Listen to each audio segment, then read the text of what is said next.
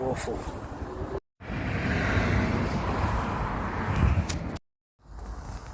Right, I wanted to record a message when I was there, but impossible because of all the traffic and stuff.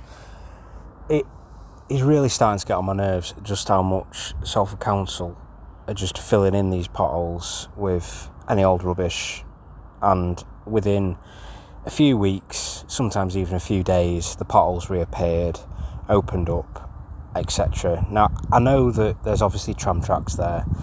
I know that it's, going to get heavy bloody usage from lorries, all this kind of stuff. But surely there must be a better way than just what they do. I know that finances come into it, but at the end of the day, if you walk up Eccles New Road at the minute, from any spot you can point out patch repairs all over the place.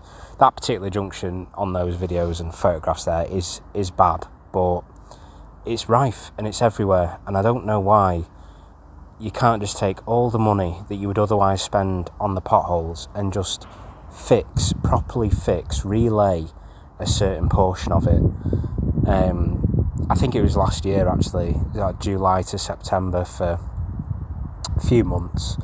I think it was July to September. The whole road was closed, or you couldn't really even use it. And I thought, great, they're actually going to properly redo a portion. No, they just ripped out part of the tram tracks themselves, put in new rails, which, fair enough if the rails had needed replacing, and then they've just filled in a little bit of sort of asphalt bitumen-y type material around the outside, and some of it looks like draft proofing around windows.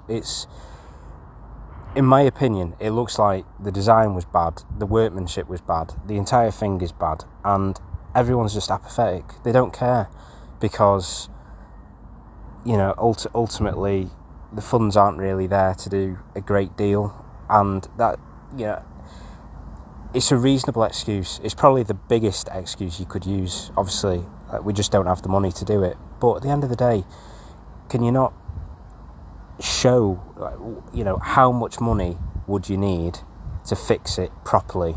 Like maybe on the website you can say, right, well, here's a pothole, yay big.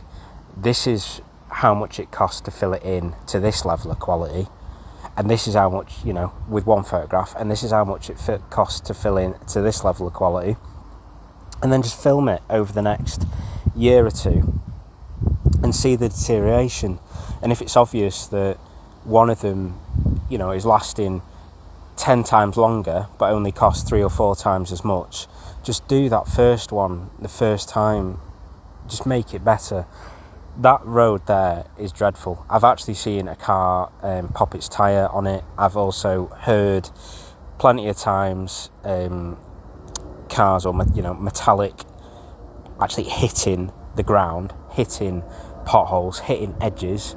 The one that I was actually filming there, when it wasn't filled in, it's sort of, I don't know, maybe a month or two ago, the actual drop at that particular level was about half a foot.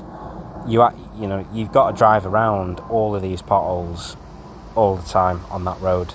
If you were to drive in a straight line, you would probably damage your car. Like that's how bad the road is. And this is a main road. This is a main road going through Eccles and Salford and Weast, and it irritates me. I'd walk past it weekly a few times. I drive past it, drive over it, multiple times in a week, and it's just rubbish and it's not good enough. And if it is purely finances that's stopping actually having a decent road, not just here, I mean there's plenty of other examples, but that, this is the classic example I've got here. Can we not have some kind of document or advert somewhere on Salford Council website which says what they're doing about potholes, how they're trying to fix them, and what they need financially to actually do something about it? Because it's just getting on my nerves and everyone else's nerves as well, and it's just simply not good enough. And I mean, there's actually Salford Council offices on that road, so There'll be people in that office every day that have to drive over that are responsible for the condition of the road. And, you know, I'm not calling out individuals or Salford Council for being rubbish. I'm just, whenever you look up these things, it always comes down to council funding. They always say, well, funding's been cut. You know, I believe him, but can I please understand how much funding would you need to fix the road? And by fix it, I mean it's so bad now, it needs to get completely relaid. Like, the whole thing needs to get relaid. And if it was to get relaid, how can you guarantee that it's going to last 10, 15, 20 years without major issues? And how can you come up with a better way to actually fill in potholes than just kind of turning up with a bit of tarmac and just pouring it in? Because that seems to be what's happening at the minute. Because the tarmac just comes out within days, weeks sometimes. Anyway, rant over. As I say, I don't, you know, I kind of feel sorry for the council with it, but please, can I understand? Can someone help me understand why these issues continue? Why they can't get solved? You know, I'm fully prepared to believe they can't, but I'd just like more of an explanation rather than just this sort of absence of, you know, a pothole's there for 6 months, getting dreadful, you know, worse and worse, and then someone draws a white ring around it, and then a few weeks later, someone else turns up, just, you know, finds any old material, just pours it in, lets it set, and just walks off, and then a few weeks later, it's an issue again. Like that, you might as well not even pay for that. I wouldn't pay for it.